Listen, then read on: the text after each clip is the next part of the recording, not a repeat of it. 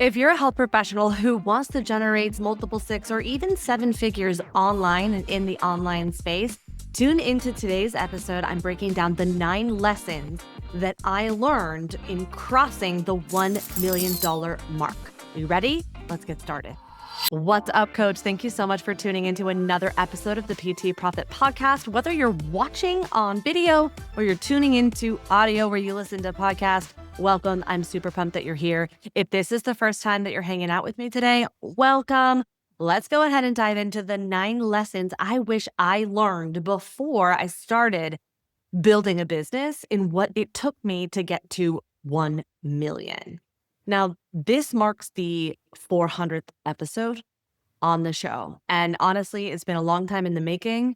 I have had this episode in my mind, on my heart since the beginning of April, but I've really been delaying, and I've been delaying for a couple of reasons because one of the big shifts that we are making inside of B Simpson Fitness for the rest of 2025 and into 2026 is we are focusing our efforts into YouTube and really growing the video side of our brand. And quite frankly, this is going to be the first episode that kind of kicks that off. And so I've been putting a lot of pressure on the differences between, rolling out of bed on Sundays to record on the show versus the quippiness that is needed for YouTube. So regardless, we're going to find the ways that we can repurpose our content, really kind of shift my perspective around what it actually means to be on video on YouTube and so on and so forth. And of course, just full transparency here at B Simpson Fitness, I'm just going to carry you along for the ride and we're just going to see how it goes. So let's go ahead and dive in. I want to really break down the 9 lessons that I have learned when crossing 1 million in revenue. And of course, here there's nothing but honesty and transparency. And we're going to go ahead and dive right in. First, I want to make it abundantly clear that a $1 million salary is not the same as $1 million revenue. And I have, in fact, been in business for 8 years, running my own business. Now, this 7-figure mark, it took me 5 years to cross it because I did have a huge pivot. Not to mention the fact that I'm a former district fitness manager for a national gym. So not only do I have years upon years of skill and experience in communicating the value of personal training, in growing and hiring personal trainers and developing leaders, and responsible for bringing in $2.1 million per year just in my region alone, that type of experience matters. And I got to carry that type of experience into building my own business, then pivoting, and it took me 5 years to cross the $1 million mark. So for the record, if you're tuning in and you're hearing that and you're thinking, oh my gosh, it's going to take me 5 years, that's not necessarily true. It's not about time. It's about the amount of reps. It's about the amount of efficient effort and how fast you can go through these 9 lessons that I'm about to break down. So hopefully you're just as excited as I am. Number 1, a 7-figure business is not the same thing as a 7-figure salary. Everyone wants to celebrate gross revenue, but that's not the same thing as gross profit. There were multiple times in my career on my journey where I worked long hours and it wasn't a 4-hour work week. I didn't just wake up and passive income all of a sudden started happening. There was a lot of effort that had to happen when building a 7-figure business, whether it was 6-figure, multiple 6-figure, it doesn't matter. Work was still required. It was about efficient effort. That's number 1. There were plenty of times where my team was paid and I wasn't. There was also a ton of time where I took a risk that I thought was going to pan out and it didn't. There were plenty of times where I expected something to go and it didn't. There were plenty of times where I anticipated or where I didn't expect something to happen and it happened and I wasn't ready for it. Plenty of times. So the risk when running a business never goes away. And in fact, it changes the more revenue that you make. It wasn't until I had to zoom out where I realized, oh my gosh, there was a time where I would have killed to have $40,000 sitting in my bank account. And now I'm looking at it and thinking it's not enough. So it reminds me of that Zoom. It reminds me of that paper towel analogy where you often see this in a weight loss journey, where you rip off one towel at a time and you don't realize that you think one towel, there's no impact. And it's the compounding effect of ripping off the towel that you zoom out and realize, oh, that paper towel is in fact smaller. Same thing when running a business. This is why when I'm always teaching my clients that in addition to the structure, systems, and strategy that is required to run a business, you need to have support. Support that the business needs, but also support that the CEO needs. Because people who are more successful than you, sure, it's true that they may or may not have had the same or better levels of accessibility. There's countless stories of people who had less accessibility than you, but moved through to success. What they had is the ability to get up and move through no faster, to move through the disappointment, to risk and trust themselves. That's what it takes. That's the grit that it takes. So number 2, business is simple, but it doesn't mean that it's easy. Business, straight up, attract people with a problem and solve it the best way possible. Sometimes oftentimes you'll hear me say fastest or easiest, but honestly, it's not even really about how fast it's going to take. Now, speed is your biggest lever. It's your lever in terms of communication, but also level to demonstrate your expertise. But people aren't necessarily afraid of hard work. Sure, they're going to go for the path of least resistance, but they will do the work if they trust the process enough. So they're not looking for fast, easy. They're looking for best, simple. That's part of why it took me so long, 5 years, to cross that $1 million mark. Because so many people want to give up when it gets hard. But this is when your discipline gets tested. Because sometimes you have to show up and do the things that you don't necessarily want to do, but it is good to have been done once it's done. This is why we have to understand the difference between going to the gym with the flu versus I just don't feel like it today. And we have to sometimes do the things that we don't feel like doing. And this is especially hard for people when they are used to the grind of throwing everything out. Like what I see a lot in some of my clients who have such great work ethic, but they struggle. And this was honestly me. This was part of what I did. And I'm glad that I did it because now I can help so many people avoid the same thing. But it's kind of like they bake a cake. They put all the ingredients to bake a cake, but then they put it in the oven and then they keep taking it out before the cake is done and then wondering why they don't have a cake. This is why it often takes people so long. The only way out is through. Stop pulling the cake out before it's ready. Get disciplined. Stay focused.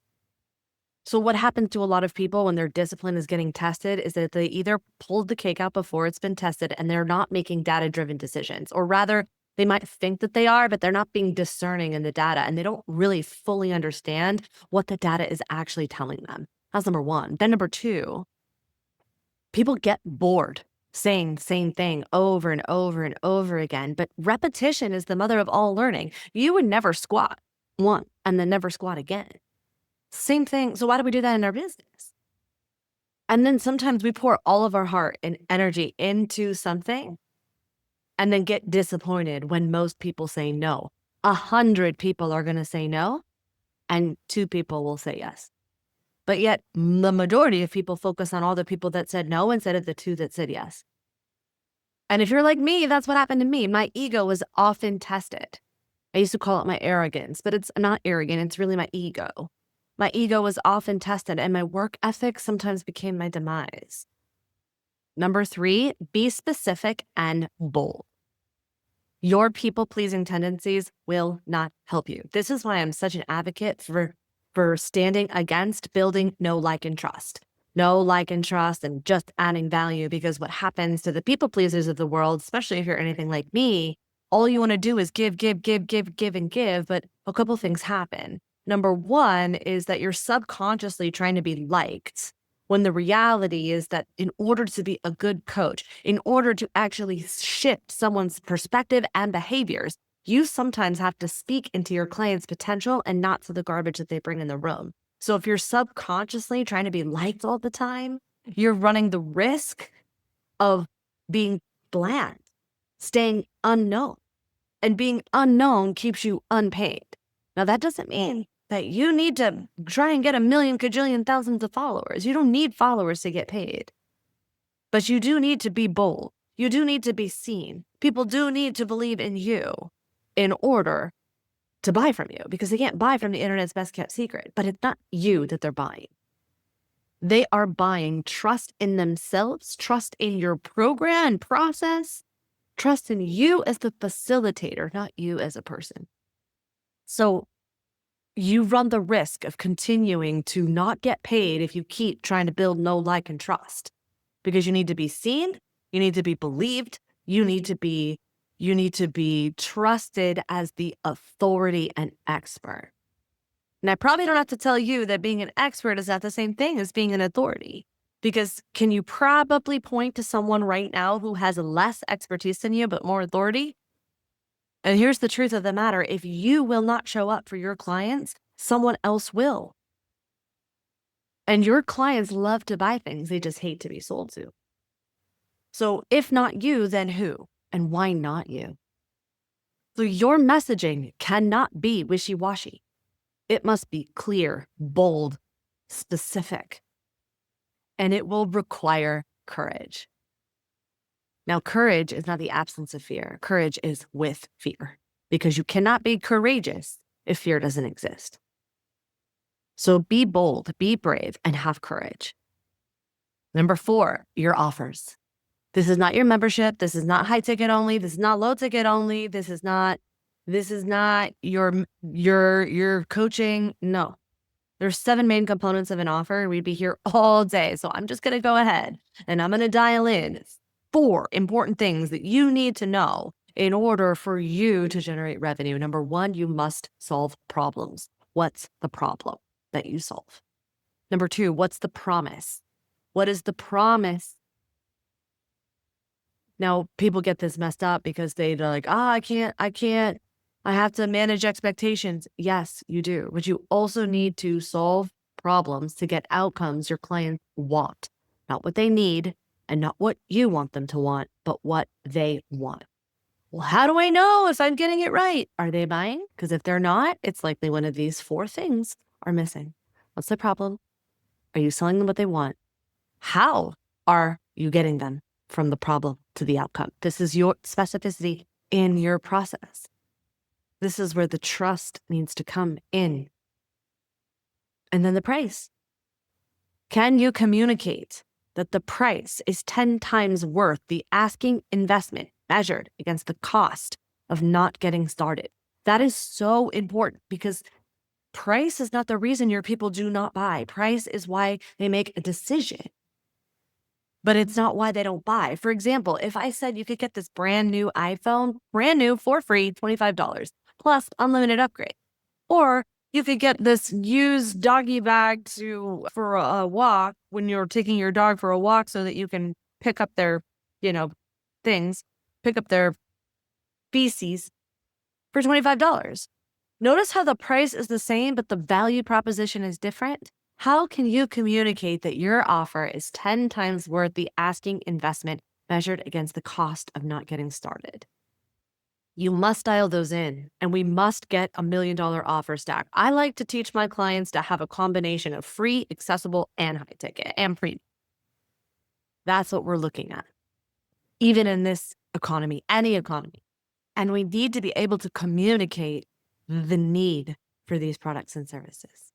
Not the nice to have, but need. And something else people mess up is, I want to go back to Derek Jeter, is that you're going to have, this is why reps are so important. Derek Jeter is in the Hall of Fame for Hall of Fame for home runs, which I think off the top of my head is 261. I can't remember, but in the 200s, okay? 261 is what comes to mind. Do you know how many at-bats he had? 11,000. That means he stepped up to the plate 11,000 times, over 11,000 times. I can't remember the exact number, but I know it's over 11,000. And he has 261 home runs. And yet he is revered and celebrated, which is great. I want you to do the same thing for your business. Focus on the wins instead of all the at-bats. But you need those at-bats to get to the wins. Which leads me to number 5, the mental load. There's a reason why there are so many entrepreneurs and business owners, both in personal development and in therapy. The support the CEO and the business needs is essential. You must take care of it. Business was not built in a vacuum.